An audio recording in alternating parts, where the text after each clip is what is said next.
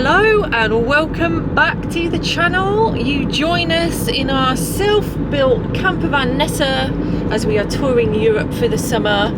We are currently in Belgium. Let's check. We were in France last night. Now we're in Belgium. So we have got a couple of things we want to do here. We are in Ypres.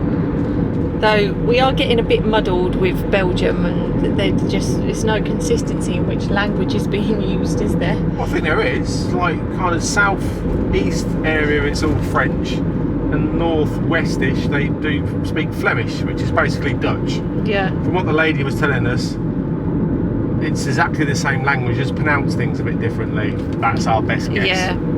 But we're in Ypres, which is spelled Y-P-R-E-S on a map, but all the signs say I-E-P-E-R, so if you come in here, that's what you're looking for.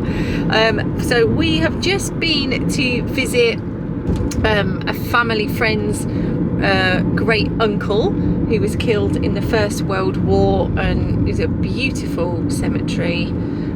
So we'll just show you that now.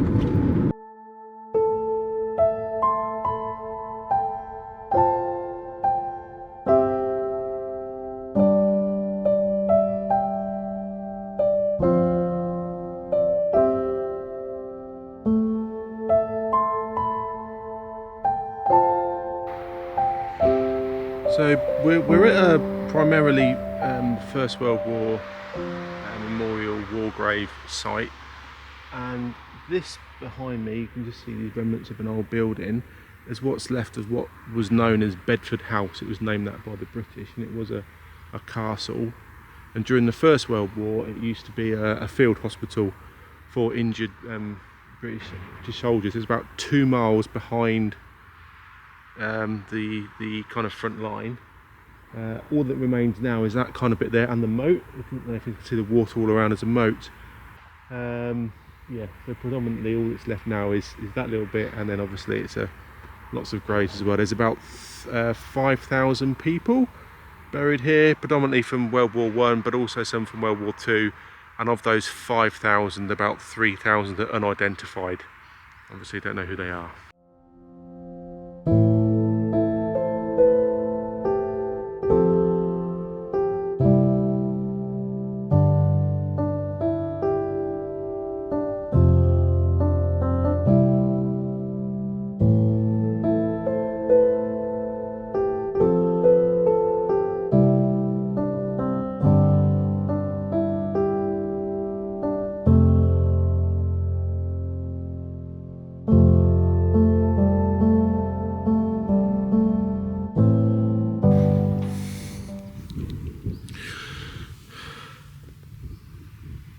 Here's a chap from back home, Private W. Young, Northamptonshire Regiment.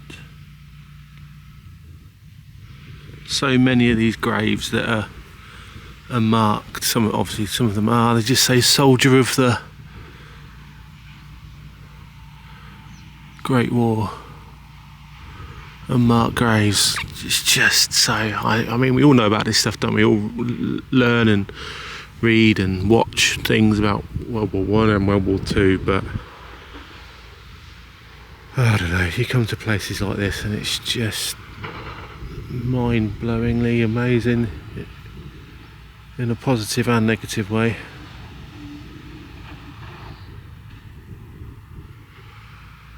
Don't know what to say really. Sometimes don't know what to say, it's best to say nothing.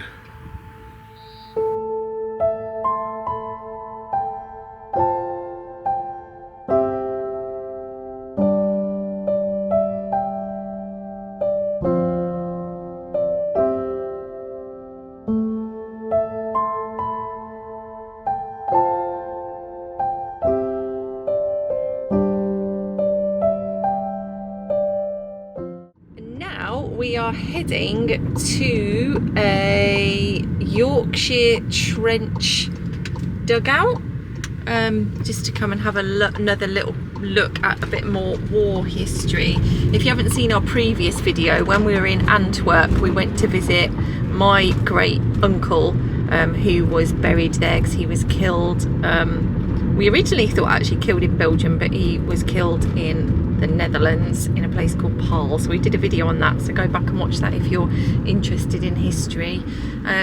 This is really interesting that we've come to a dugout and we are now in an industrial estate. This is strange.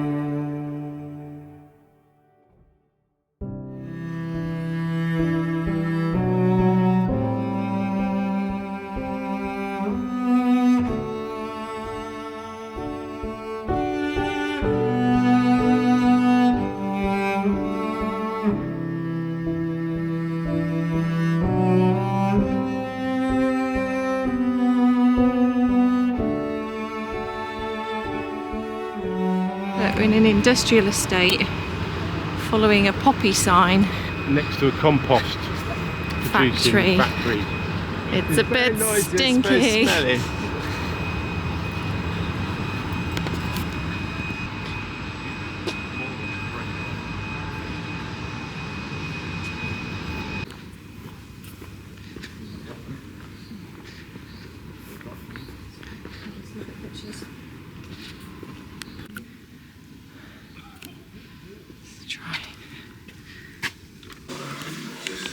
So was the red line the Germans and the blue the Allies?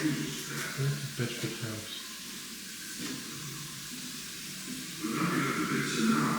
Crazy.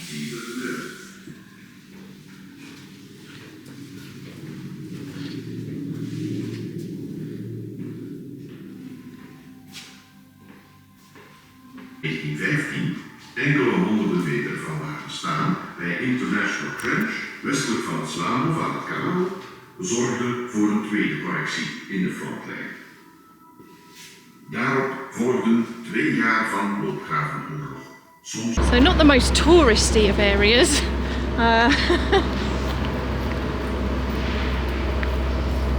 Yes, quite strange, but very, very well done. A real lovely tribute to the history of the area. So it's definitely worth a visit if you're in the area and you're interested in that kind of thing. So now we are on the way to find our park up for tonight. I think we're doing a paid one today. And ooh, there's a big fly.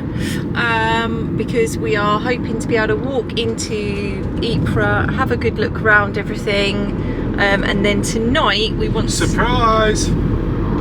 Keep it as a surprise. Oh, okay. Tonight we're going to go and do something really special. So let's go see if we can find our camp.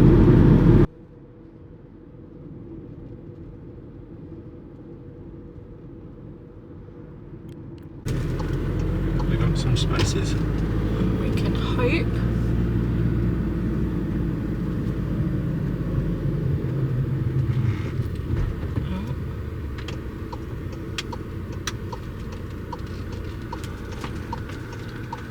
Pulling in. Can we go nuts? Yeah. So the campsite didn't have a spot, so we are following the lovely man's directions to an aire. Are we? Well, hopefully.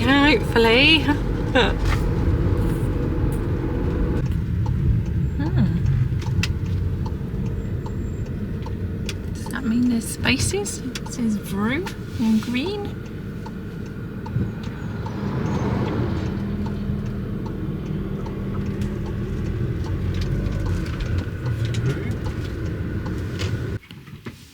go, €16.50. Tap your card and it just lets you in. Bargain. Good stuff. Nice. It's blooming up though. So park up is that way, and we are walking. Is it a city? So we've got a cathedral. It's got a big churchy thing. Maybe. That one,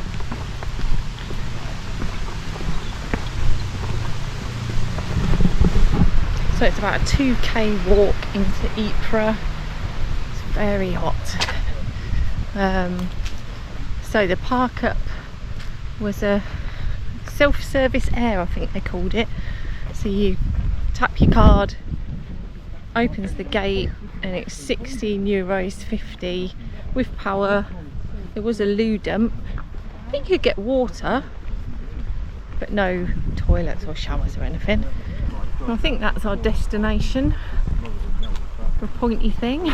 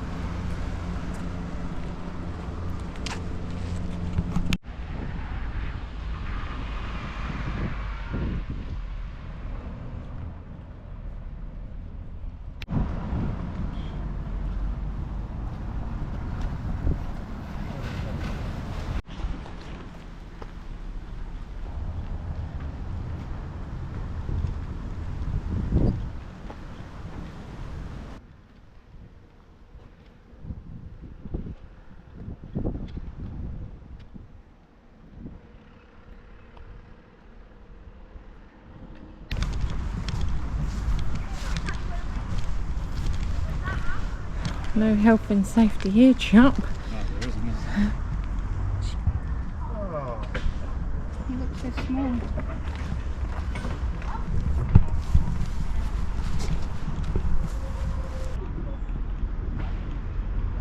Where are you? Okay. I think it's locked. Another hole in the ground. It's stable. It's open. Gosh. That's the second one. Oh, that really bombed, didn't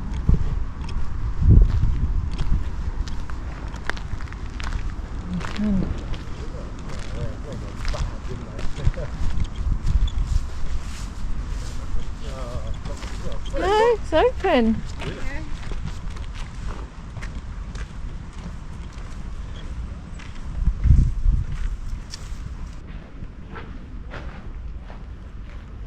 Whoa.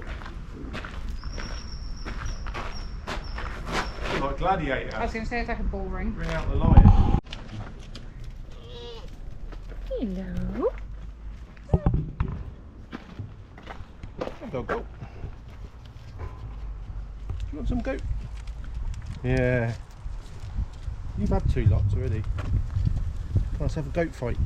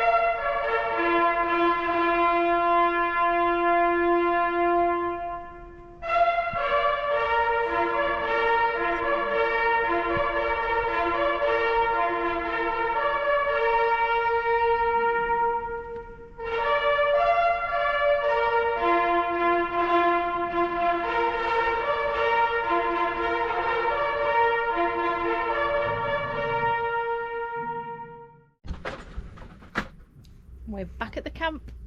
Back And at the camp. it's raining. Actually quite nice. Yeah, it is quite nice. It's been really muggy. So Ypres is lovely. You have to, if you come to Belgium, even if you don't come to Belgium, you have to come to Ypres. You don't come. You've got to come to Belgium to Well, you know come what I here. mean. If you're not planning on coming to Belgium, So come to Ypres, 8 o'clock. every night. Every night is the last post. Very short, but really special. It's been going since 1928 every evening, unless there's a world war on. It stopped for that, but I don't think Yeah. there's one planned for the next couple of weeks. Who knows? And you went to the in Flanders fields. It's Yeah, really- I went to the in Flanders museum in the middle of the town. I mean, plan yourself at least 2 hours to go around that, if not more. And if my advice would be, pay the extra money for the audio tour, because I didn't. Although I read all the signs, I'm sure it's got more information on there. So pay the extra dosh for the tour. Yeah. Right, and we'll give you a quick tour of the aire in the morning. In the morning. Yeah. For now, we're I'm on the Chouf. He's so on Le Chouf, but the beer cafe we went to was very good. Yeah. The food was very 25 lovely. different beers on tap. Not on tap, but 25 different beers. No, it was on tap. It weren't 25. No, on he tap. said there was 25 draft beers, Oh, okay. and then the rest were in bottles. But yeah, it was really good, and you could do little tasters and stuff, so that was really nice. So quite big tasters. Right, we're sitting in the rain We'll like wait for true Mr. Wilford Brits. to get the Come on, get awning your out. awning out. I had to do electrical work. Oh, good morning. I thought I'd give you a bit of a tour of the aire. Normally I have to do these quite discreetly because I don't think it's okay to be sort of filming other people's vans and stuff. But there's been a mass exodus this morning and there's no one here. So I can fully show you around. So we have never done aires before this European trip. So I thought it'd be interesting to show you what one really looks like. This is a paid one. There isn't much option for camping here in Ypres, so probably why. And the campsite that we went to yesterday recommended we come here. So I'll just show you what it looks like from the arrival. This one's got 17 pictures, and when you drive in off the road there's a little electronic sign and it tells you if it's full or not. Right, let's show you. So when you drive up the road to come in, you've got your water dump, so if you've got loads on board you can do that straight away, but it's even on the way out, so you can come out and do that there. Over here we've got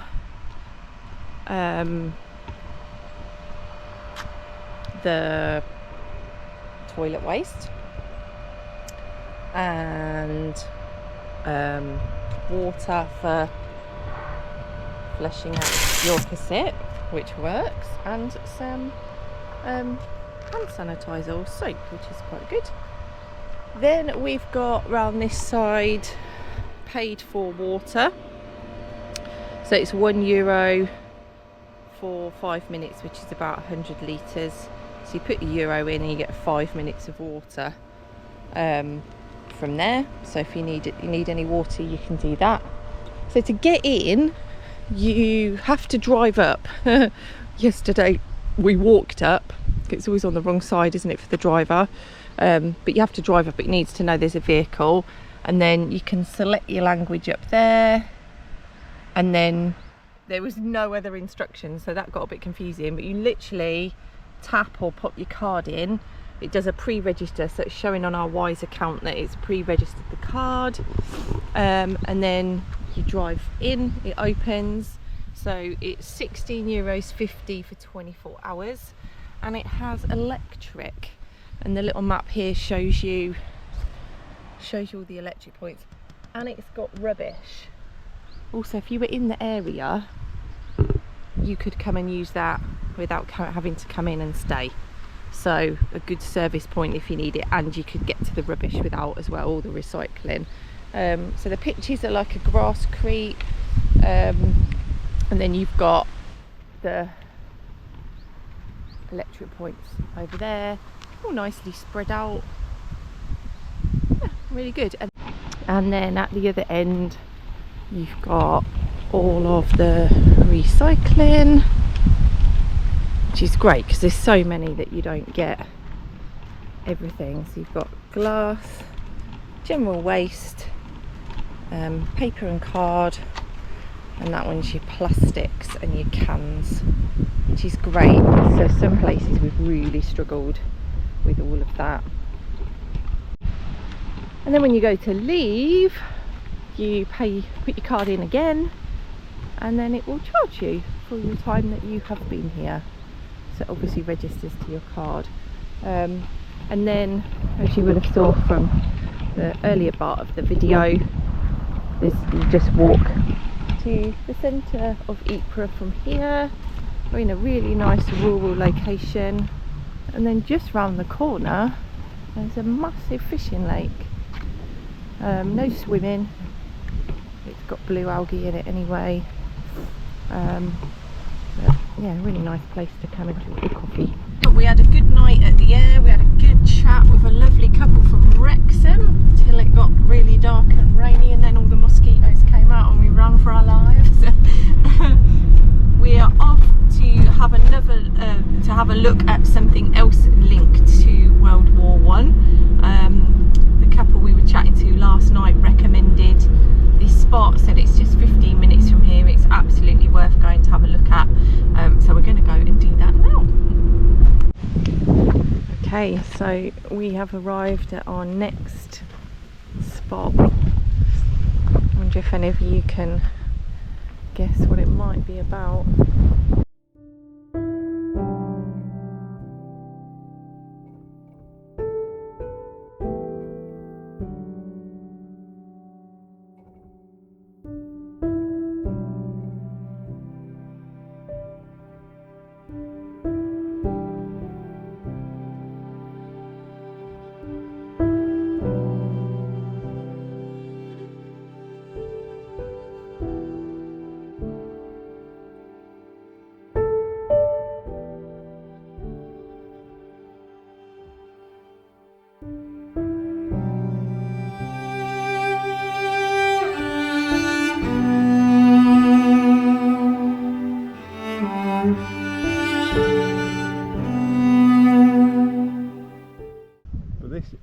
One of the many places along the 500 miles of frontline trenches that run from the north-westish of Belgium all the way to Switzerland, where the front line was during the First World War, and each side dug trenches, and very rarely did anyone make any kind of forward progress right until the end, really.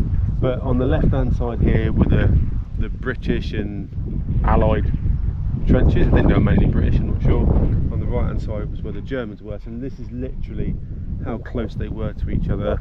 And this is one of the many sites during in December 1914 where they had like a impromptu unofficial ceasefire.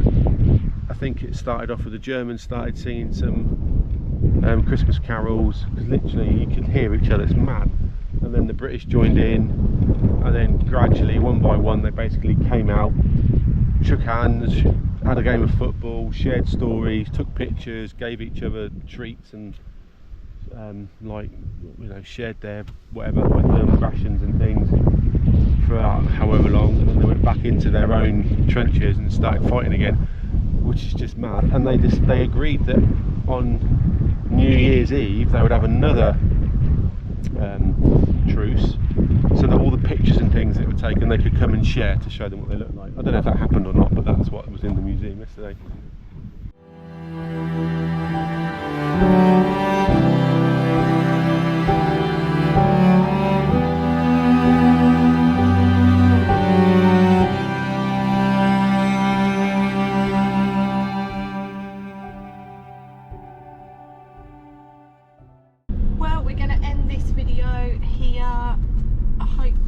To capture sort of the enormity and the emotion of this area. This is only one small bit of it. Tiny part of it. You know, holidays. People holiday for different reasons, don't they? So if you want to come and have a bit of a moment of reflection and kind of learn. I've definitely learned some stuff because war history has never been anything that I've been particularly interested in. Obviously respectfully and everything, but not the detail.